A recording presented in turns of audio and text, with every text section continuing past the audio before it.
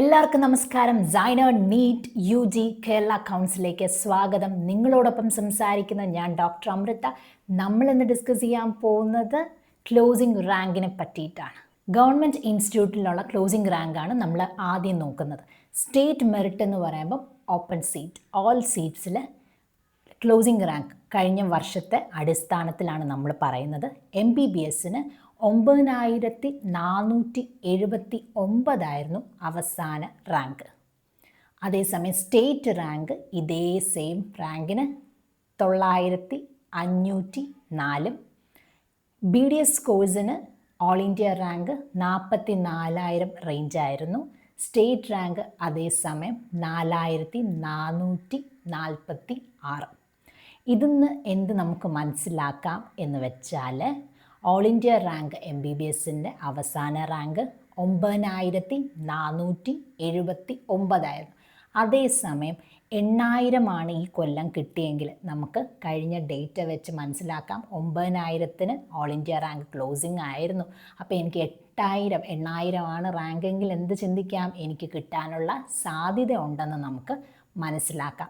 അതേസമയം 9200 9100 ആണെങ്കിൽ എന്താണ്, ഇച്ചിരി കൺഫ്യൂഷനാണല്ലേ. ഈ പ്രാവശ്യത്തെ കേരള റാങ്കൊക്കെ വരുമ്പോഴേ നമുക്ക് നിർണ്ണയിക്കാൻ പറ്റത്തുള്ളൂ. അതുപോലെ തന്നെ ഈഴവയ്ക്ക് 24,000 റേഞ്ചിൽ ഓൾ ഇന്ത്യ റാങ്ക് ആയിരുന്നു. State rank 2483 അവസാനത്തത്. BDSന് 67,873 കിട്ടി. BDS ഗവൺമെൻറ് മെഡിക്കൽ കോളേജിൽ 6000 റേഞ്ച് സ്റ്റേറ്റ് റാങ്കും ആയിരുന്നു. ഇവിടെ നിങ്ങൾക്ക് ഒരു സന്തോഷ വാർത്ത ഞാൻ കാണിച്ചു തരാം. അതർ ബാക്ക്വേർഡ് ക്രിസ്ത്യന് കഴിഞ്ഞ വർഷം പോയത്, ഓൾ ഇന്ത്യയിൽ MBBS സീറ്റ് പോയത് 39,756 MBBS സീറ്റ് കിട്ടി. അവസാനം പോയതാണ്. അതേസമയം അവരുടെ കേരള റാങ്ക് നോക്കിക്കേ 4070. അതേസമയം ഈ പ്രാവശ്യം നിങ്ങൾക്ക് ഓൾ ഇന്ത്യ റാങ്ക് ഒരു 20,000 റേഞ്ച് ആണെങ്കിൽ, നിങ്ങളുടെ ഒരു സ്റ്റേറ്റ് റാങ്ക് ഒരു സപ്പോസ് ഒരു 2000 ഒക്കെ ആണെങ്കിൽ എന്താണ്, നിങ്ങൾക്ക് സന്തോഷിക്കുക അല്ലേ. MBBS സീറ്റ് കിട്ടാൻ നല്ല ചാൻസ് ഉണ്ട്. അതേസമയം BDSന് 1,96,000 BDSന് ഓൾ ഇന്ത്യ വൈസ് പോയത്. അവരുടെ state rank 15,930. SC കാറ്റഗറിക്ക് MBBS seat government medical കോളേജിൽ 1,72,725. അതേസമയം സ്റ്റേറ്റ് റാങ്ക് 14,549. BDSന് 2,41,110 ഓൾ ഇന്ത്യ റാങ്കും 18,191 സ്റ്റേറ്റ് റാങ്കും ഗവൺമെൻറ് മെഡിക്കൽ കോളേജിൽ പോയിട്ടുണ്ട്. അടുത്തതായി നമ്മൾ നോക്കാൻ പോകുന്നതാണ് closing rank in self financing ഇൻസ്റ്റിറ്റ്യൂട്ടിലുള്ള ക്ലോസിംഗ് റാങ്കിനെ പറ്റിയാണ് നമ്മൾ നോക്കുന്നത്. ഇവിടെ എക്കണോമിക്കലി വീക്കർ സെക്ഷന് MBBS ഓൾ ഇന്ത്യക്ക് അവസാന റാങ്ക് പോയതാണ് 2,15,141. അതേസമയം സ്റ്റേറ്റ് റാങ്ക് നോക്കിക്കുക, അവരുടെ 16,957. അതേസമയം BDSന് 10 ലക്ഷത്തിന് BDS സീറ്റ് സർക്കാർ മെഡിക്കൽ കോളേജിൽ കിട്ടി. അതേസമയം അവരുടെ സ്റ്റേറ്റ് റാങ്ക് വന്നിട്ട് 34,795. അതുപോലെ തന്നെ നിങ്ങളിപ്പോൾ വിശ്വകർമ്മ ഉണ്ടെങ്കിൽ തീർച്ചയായും നല്ല സാധ്യതയാണ്. കാരണം 1,46,519 MBBS ഓൾ ഇന്ത്യ റാങ്ക് പോയി.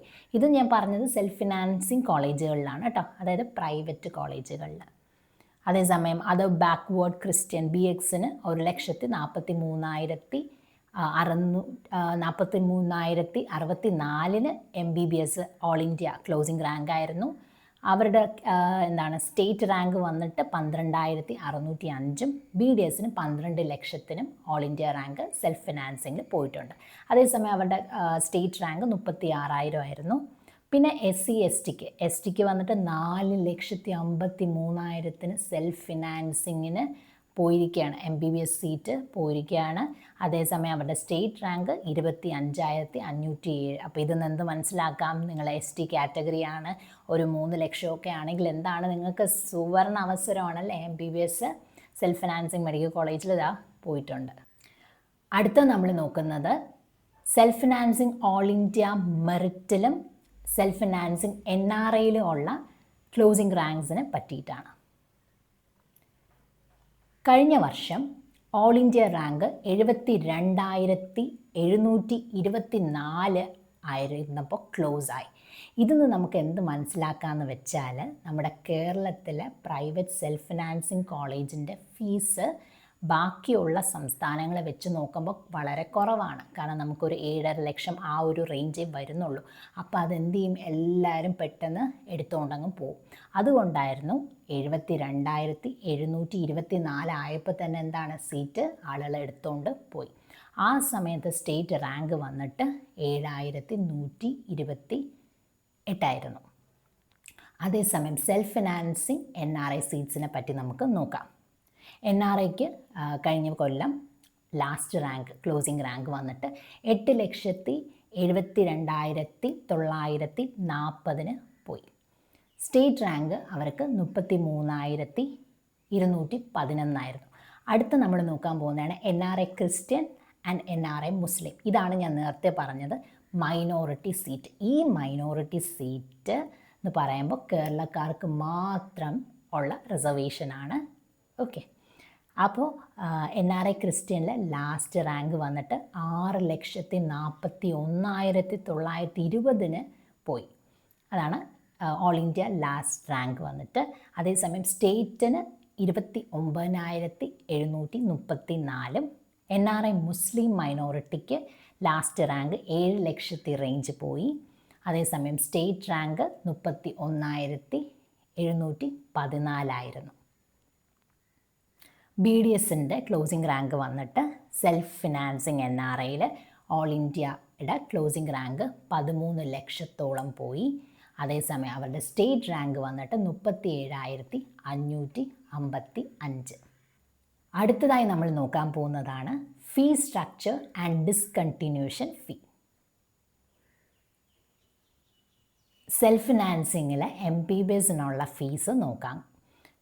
7,71,595 മുതൽ 8,86,779 MBBSന്. BDSൻ്റെ ഫീസ് റേഞ്ച് വന്നിട്ട് 3,30,940. NRIക്ക് MBBSന് 21,65,720.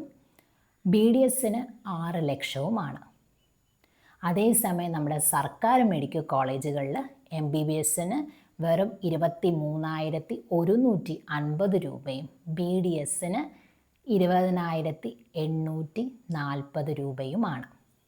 അടുത്തതായി നമ്മൾ നോക്കുന്നതാണ് ഡിസ്കണ്ടിന്യൂഷൻ ഫീസ്.